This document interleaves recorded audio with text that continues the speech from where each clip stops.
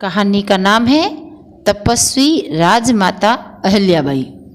भारत में जिन महिलाओं का जीवन आदर्श, वीरता, त्याग तथा देशभक्ति के लिए सदा याद किया जाता है, उनमें रानी अहिल्याबाई होलकर का नाम प्रमुख है। उनका जन्म 31 मई 1725 को ग्राम चौंदी, अहमदनगर, महाराष्ट्र में एक साधारण कृषक परिवार में हुआ था।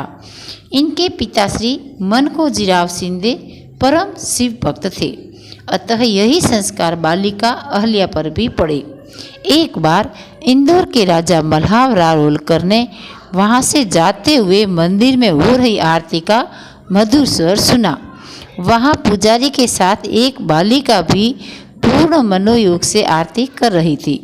उन्होंने उसके पिता को बुलवाकर उस बालिका को अपनी पुत्रवधू बनाने का प्रस्ताव रखा। मनकोजीराव भला क्या कहते, उन्होंने सिर झुका दिया। इस प्रकार वह 8 वर्षीय बालिका इंदौर के राजकुंवर खांडेराव की पत्नी बनकर राजमहलों में आ गई। इंदौर में आकर भी अहिल्या पूजा एवं आराधना में रत रहती। कालांतर में उन्हें 2 पुत्री तथा 1 पुत्र की प्राप्ति हुई। 1754 में उनके पति खांडेराव एक युद्ध में मारे गए। 1766 में उनके ससुर मल्हारराव का भी देहांत हो गया। इस संकट काल में रानी ने तपस्वी की भांति श्वेत वस्त्र धारण कर राजकाज चलाया, पर कुछ समय बाद उनके पुत्र, पुत्री तथा पुत्रवधू भी चल बसे। इस वज्राघात के बाद भी रानी अविचलित रहते हुए अपने कर्तव्य मार्ग पर डटी रही। ऐसे में पड़ोसी राजा पेशवा राघोबा ने इंदौर के दीवान गंगाधर यशवंत चंद्रचूड़ से मिलकर अचानक हमला बोल दिया। रानी ने धैर्य न खोते हुए पेशवा को एक मार्मिक पत्र लिखा। रानी ने लिखा कि यदि युद्ध में आप जीतते हैं तो एक विधवा को जीतकर आपकी कीर्ति नहीं बढ़ेगी, और यदि हार गए तो आपके मुख पर सदाकालिक पूछ जाएगी। मैं मृत्यु या युद्ध से नहीं डरती, मुझे राज्य का लोभ भी नहीं है, फिर भी मैं अंतिम क्षण तक युद्ध करूंगी। इस पत्र को पाकर पेशवा राघोबा चकित रह गया। इसमें जहां एक और रानी अहिल्याबाई ने उस पर कूटनीतिक चोट की थी, वही दूसरी ओर अपनी कठोर संकल्प शक्ति का परिचय भी दिया था।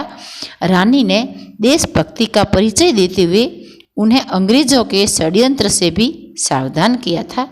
अतः उसका मस्तक रानी के प्रति श्रद्धा से झुक गया और वह बिना युद्ध किए पीछे हट गया। रानी के जीवन का लक्ष्य राज्य भोग नहीं था। वे प्रजा को अपनी संतान समझती थी। वे घोड़े पर सवार होकर स्वयं जनता से मिलती थी। उन्होंने जीवन का प्रत्येक क्षण राज्य और धर्म के उत्थान में लगाया।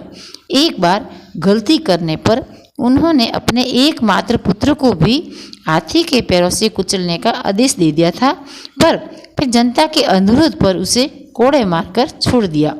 धर्म प्रेमी होने के कारण रानी ने अपने राज्य के साथ साथ देश के अन्य तीर्थों में मंदिर, कुएं, बावड़ी, धर्मशाला आदि बनवाई।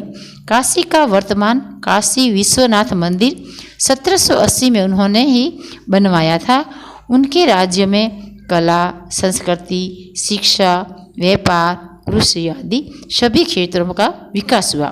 13 अगस्त 1755 ईस्वी को 70 वर्ष की आयु में उनका देहांत हुआ। उनका जीवन धैर्य, साहस, सेवा, त्याग और कर्तव्य पालन का प्रेरक उदाहरण है। इसलिए एकात्मा स्तोत्र के 11वें श्लोक में उन्हें झांसी की रानी लक्ष्मीबाई, चन्नम्मा, रुद्रमांबा जैसे वीर नारियों के साथ याद किया जाता है। आपको कहानी कैसी लगी कमेंट करना, लाइक करना और सब्सक्राइब जरूर करना।